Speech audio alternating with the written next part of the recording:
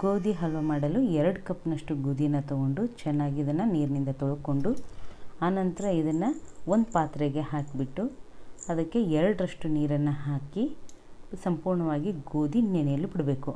6ರಿಂದ ಒಂದು 8 ತಾಸಾದರೂ ಈ ಗೋಧಿ ನೆನೆಯಲೇಬೇಕು. ಅಂದ್ರೇ ಚೆನ್ನಾಗಿ ಇದು ರುಬ್ಬಿದಾಗ ಅದರ ಹಾಲು ಬರುತ್ತೆ. ಆ ಹಾಲಿನಿಂದ ನಾವು ಚೆನ್ನಾಗಿ ಹಲ್ವ ಮಾಡೋಕ್ಕೆ ಈಸಿ ಆಗುತ್ತೆ. ನಂತರ ಇದನ್ನು ತೊಳೆದಿರುವಂಥ 8 ಅವರ್ ನಂತರ ನಾನು ಗೋಧಿನೆಲ್ಲ ಸಂಪೂರ್ಣವಾಗಿ ನೀರು ಬಸಿದು ಸಪ್ರೇಟಾಗಿ ಮಿಕ್ಸರ್ಗೆ ಹಾಕ್ಕೊಳ್ತಾ ಇದ್ದೀನಿ.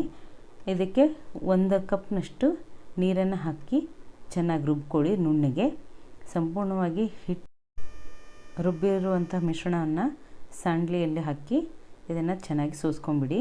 ಬರೀ ಹಾಲಷ್ಟೇ ಬರುತ್ತೆ. ತುಂಬ ಸಣ್ಣಗಿರುವಂಥ ಸಣ್ಣಗೆಯಲ್ಲಿ ಇದನ್ನು ಸೋಸ್ಕೊಂಡು ಮೇಲ್ಗಡೆ ಉಟ್ಟರುವಂಥದ್ದನ್ನು ಚಮಚೆಯಿಂದ ಕೈ ಆಡಿಸ್ಬಿಟ್ಟು ಸಂಪೂರ್ಣವಾಗಿ ಹಾಲು ಕೆಳಗೆ ಇಳಿಯಬೇಕು. ಆ ಥರ ಇದನ್ನು ಚೆನ್ನಾಗಿ ಸೋಸ್ಕೊಂಡಿಟ್ಕೊಳ್ಳಿ. ಆನಂತರ ಪಾತ್ರೆಗೆ ಇವಾಗ ಒಂದು 2 ಕಪ್ನಷ್ಟು ನಾನು ಅಳತೆ ಮಾಡಿಬಿಟ್ಟು ಹಾಕ್ಕೊಳ್ತಾ ಇದ್ದೀನಿ. ನೋಡಿ, ಹಾಲನ್ನು ನಿಮ್ಗೆ ಎಷ್ಟು ಅಳತೆ ಆಗುತ್ತೋ ಅದರಷ್ಟು ಅಳತೆಯಷ್ಟು ಹಾಲನ್ನು ಸಂಪೂರ್ಣವಾಗಿ ತೊಗೊಂಬಿಡಿ. ನಾನು ಮಿನಿಮಮ್ ಅಂದರೆ 1 ಕಪ್ನಷ್ಟು 2 ಕಪ್ಪಿಗೆ ಹಾಲನ್ನ ಹಾಕ್ಕೊಂಡಿರೋದ್ರಿಂದ ಜಾಸ್ತಿ ಬರುತ್ತೆ. ಆ ಹಾಲು ಈಗ ನೋಡಿ 3 ಕಪ್ನಷ್ಟು ಆಯಿತು. ಈ ಬೆಲ್ಲಕ್ಕೆ ಇದೇ ಪ್ರಮಾಣದಲ್ಲೇ ನಾನು ಬೆಲ್ಲ ತೊಗೊಳ್ತಾ ಇದ್ದೀನಿ. ಇದಕ್ಕೆ ಈಗ 3 ಕಪ್ನಷ್ಟು ಹಾಲಾಗಿರೋದ್ರಿಂದ ಇದಕ್ಕೆ ನಾನು 1.5 ಕಪ್ನಷ್ಟು ಬೆಲ್ಲ ತೊಗೊಂಡ್ಬಿಟ್ಟು ಅದನ್ನು 1 ಕಪ್ಪನ್ನು ಹಾಲಿನಲ್ಲಿ ಚೆನ್ನಾಗಿ ಇದನ್ನು ಬೆಲ್ಲವನ್ನು ಕರಗಿಸ್ಕೊಂಡು ಈ ರೀತಿಯಾಗಿ ಮಾಡ್ಕೋಬೇಕು. ಆನಂತರ ಇದನ್ನು ಆ ಹಾಲಿನಲ್ಲಿ ಸೋಸಿ ಹಾಕಬೇಕು. ಇದರಲ್ಲಿ ಸ್ವಲ್ಪ ಕಸ ಕಡ್ಡಿ ಏನಾದರೂ ಇದ್ದರೆ ಅದು ಸಂಪೂರ್ಣ ಸೋಸೋಗ್ಬಿಡುತ್ತೆ. ಆನಂತರ ಇದನ್ನು ಚೆನ್ನಾಗಿ ಕೈ ಆಡಿಸ್ತಾ ಬರಬೇಕು. ಗ್ಯಾಸ್ ಆನ್ ಮಾಡಿ.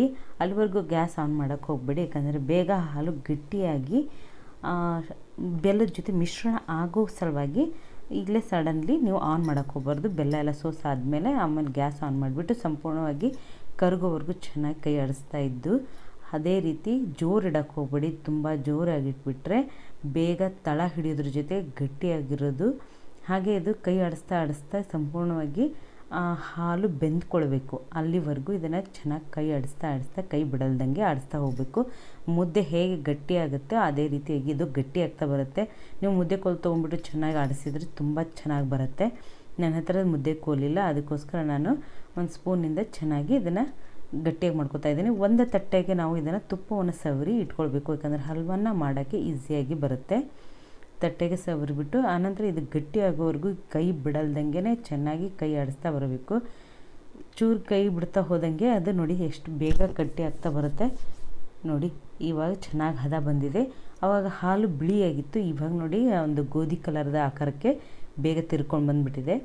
ಇವಾಗ ಇದನ್ನು ಚೆನ್ನಾಗಿ ಬೆಳಗಿರೋದೆಲ್ಲ ಭಾಗವು ಚೆನ್ನಾಗಿ ಬೆಂದ್ಕೋ ಥರ ಇದನ್ನು ಸಂಪೂರ್ಣವಾಗಿ ಕೈ ಆಡಿಸಿ ಬೆಂದ್ಕೊಳ್ಳೋವರೆಗೂ ಕೈ ಆಡಿಸ್ತಾ ಹೋಗಬೇಕು. ತಳ ಹಿಡಿಬಾರ್ದು, ಅದೇ ರೀತಿ ಕೈ ಆಡಿಸ್ಬೇಕು.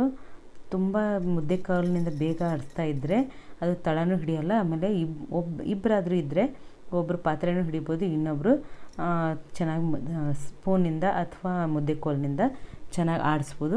ಇವಾಗ ನೋಡಿ ಚೆನ್ನಾಗಿ ಬೆಂದಿದೆ. ಒಂದು 5 ನಿಮಿಷದಲ್ಲೇ ಅದು ಬೆಂದಾದಮೇಲೆ 5 ನಿಮಿಷಕ್ಕೆ ಇದನ್ನು ತೆಗೆದುಬಿಟ್ಟು ಆನಂತರ ತಟ್ಟೆಗೆ ತಟ್ಟಿಬಿಡಿ. ನಿಮಗೆ ಸುಡುತ್ತಾ ಇದ್ದರೆ ಒಂದು ಬಟ್ಲದಿಂದ ಇದನ್ನು ತಟ್ಟಿ ಆವಾಗ ಮೇಲ್ಗಡೆ ಕೊಬ್ಬರಿ ಪುಡಿ ಅಂದರೆ ಕೊಬ್ಬರಿ ತುರಿಯನ್ನು ಹಾಕ್ಕೊಳ್ಳಿ. ಹಾಗೆ ಇದಕ್ಕೆ ಏಲಕ್ಕಿ ಪುಡಿಯನ್ನು ಹಾಕ್ಕೊಂಡ್ಬಿಟ್ಟು ಆನಂತರ ಒಂದು ಚಾಕುನಿಂದ ಕೊರೆದ್ಬಿಡಿ.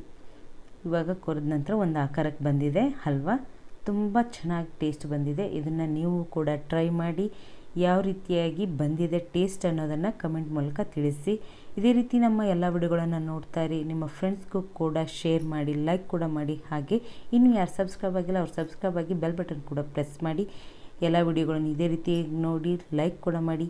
Thank you friends.